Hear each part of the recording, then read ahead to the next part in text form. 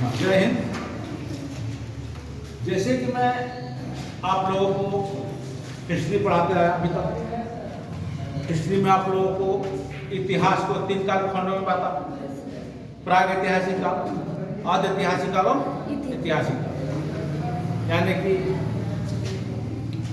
तीनों कालखंडों को हमने पढ़ाया। स्टोन एज के बारे में बता दिया और ऐतिहासिक काल के बारे में बताया जो सिंधु सभ्यता आता है आदि ऐतिहासिक काल में, और हिस्टोरिकल पीरियड के बारे में आपको हमने बता दिया, जिसको हमने पुरातात्विक स्रोत बता दिया, जैसे क्वाइन, अभिलेख, विदेशी यात्रियों के आगमन बता दिया हमने। उसके बाद कुछ साहित्यिक स्रोत से भी हमें ऐतिहासिक पीरियड के बारे में पता चलता है।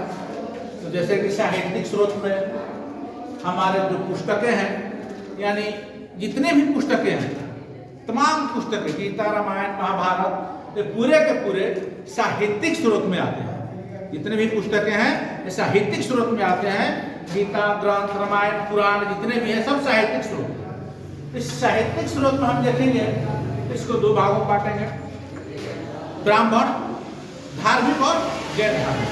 तो धार्मिक में कुछ ब्राह्मणों के ग्रंथ आ जाएंगे और गैर धार्मिक में जैसे अर्थशास्त्र इत्यादि ऐसे पुस्तकें हुए जो गैर धार्मिक पुस्तकें, उनको हम 2 भागों में बांटेंगे, ब्राह्मण और गैर ब्राह्मण। जैसे ब्राह्मणों में वेद, उपवेद, महाकाव्य, और गैर ब्राह्मण में जैन और बौद्ध धर्म को हमने बांटा। इस प्रकार जैन धर्म और बौद्ध धर्म में कुछ पुस्तकें हैं, उनको हम याद करते हैं। तो जैन धर्म में आगम 12 अंग, 12 उपअंग, कल्पसूत्र, भगवती सूत्र, 14 पूर्वा।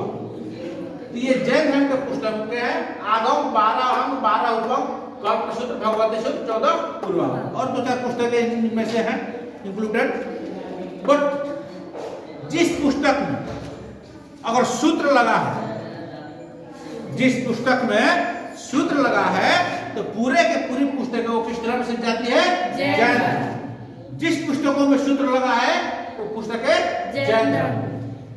तो 12 अंग, 12 उपअंग, कल्पसूत्र, भगवती सूत्र, 14 पूर्वा, ये जैन धर्म की पुस्तकें हैं। जिस पुस्तक में सूत्र लगा हो वो पूरे के पूरे जैन धर्म की पुस्तकें हैं। आते हैं बौद्ध धर्म के बारे में। जैसे विनय पिटक, बौद्ध धर्म की त्रिपिटक पुस्तक, विनय पिटक, सूत पिटक, अभिथम पिटक, इन तीनों पुस्तकों को मिला करके त्रिपिटक कहा गया। इन तीनों पुस्तकों को मिल करके त्रिपिटक कहा गया। तो त्रिपिटक में 3 पुस्तकें, विनय पिटक, सूत पिटक, अभिथम पिटक, ललित विस्तार, अंगुत्तर निकाय। ललित विस्तार में भगवान बुद्ध की बचपन से लेकर के पूरी जीवनी इनका ललित विस्तार पुस्तक में लिखा हुआ है।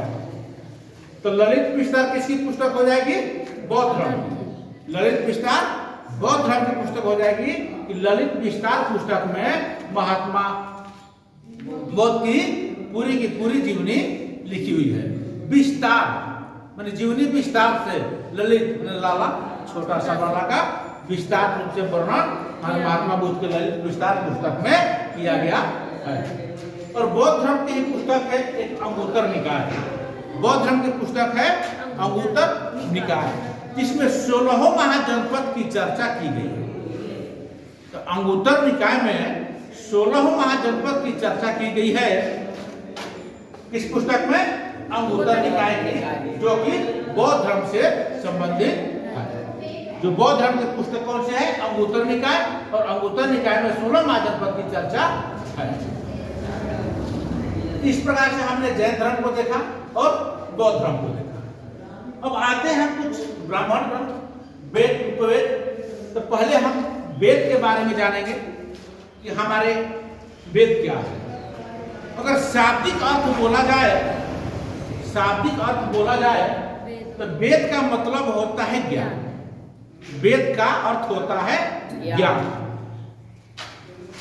तो वेद हमारे 4 वेद हैं। कितने वेद हैं? 4 वेद हैं। ऋग्वेद, यजुर्वेद, सामवेद, अथर्ववेद, 4 वेद। ऋग्वेद, यजुर्वेद, सामवेद और अथर्ववेद।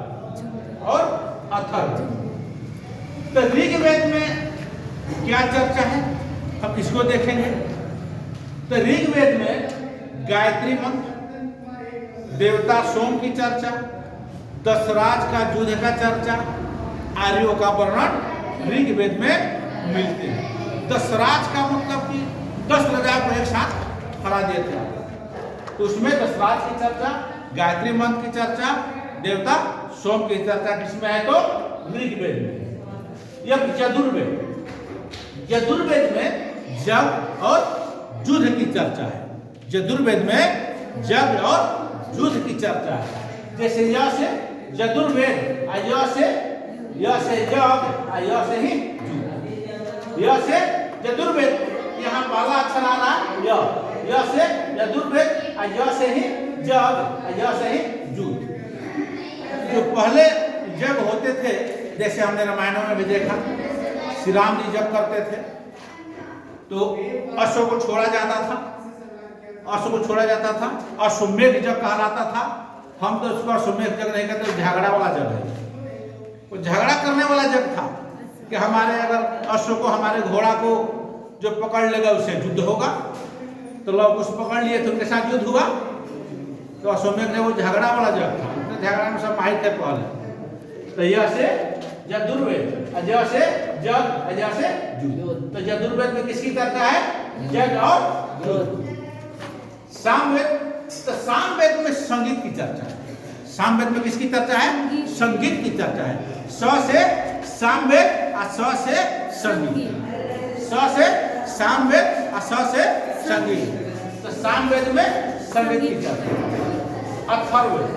अथर्ववेद में चिकित्सा विज्ञान और जादू टोना का चर्चा है।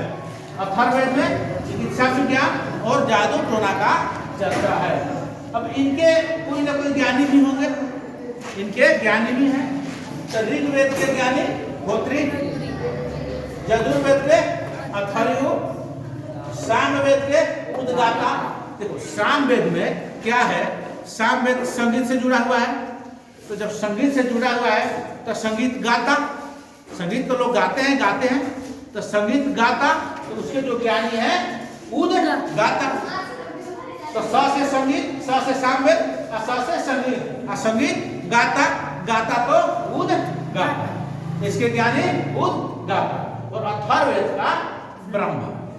का ब्रह्मा है। ऐसा बोला गया है कि जो वेद है ये अपुरुष है, ने लिखा, किसी पुरुष ने वेद को नहीं लिखा है। यहाँ तक कि लोग बोलते हैं कि भगवान ने इस वेद को लिखा है, ब्रह्मा ने इस वेद को लिखा है। तो अतः इसे कहा जाता है कि जो वेद है हमारे अपुरुष है। तो डियर स्टूडेंट, इस प्रकार से हमने साहित्यिक स्रोत को पढ़ाया, जिसमें विदेशी यात्रियों के आगमन को भी पढ़ाया, और जिसमें एक विदेशी यात्री जो चीन से आए हैं उनका कभी कभी क्रम पूछ देता है कि निम्नलिखित में से क्रम को सम्मिलित कीजिए कि कौन किसके बाद कौन से विदेशी यात्री आए हैं। तो हम यहाँ देखेंगे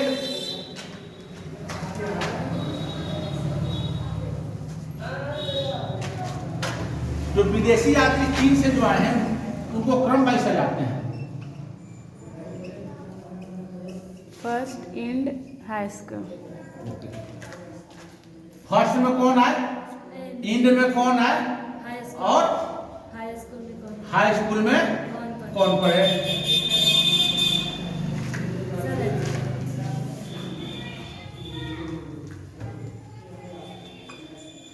फर्स्ट में कौन आए, फयान, इंड में कौन आए, हाई स्कूल कौन पढ़े। तो फर्स्ट है फयान,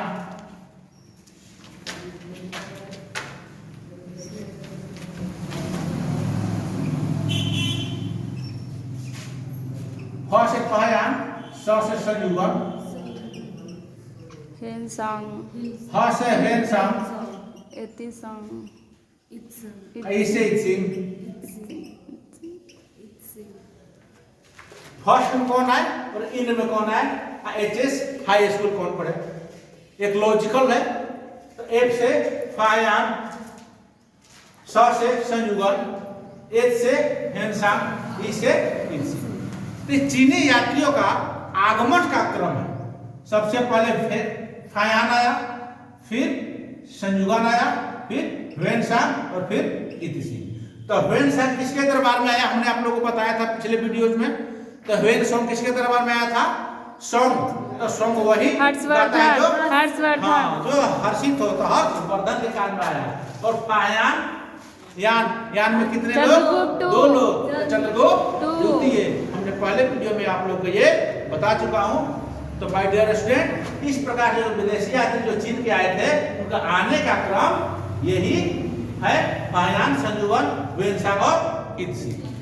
आप लोग का हिस्ट्री, ज्योग्राफी डिटेल से पढ़ाया जाएगा, एकदम लॉजिकल तरीके से एक एक फैक्ट को बताया जाएगा, जो कि कॉम्पिटिटिव एग्जाम में छूटने का कोई चांसेस नहीं रहेगा। जय हिंद।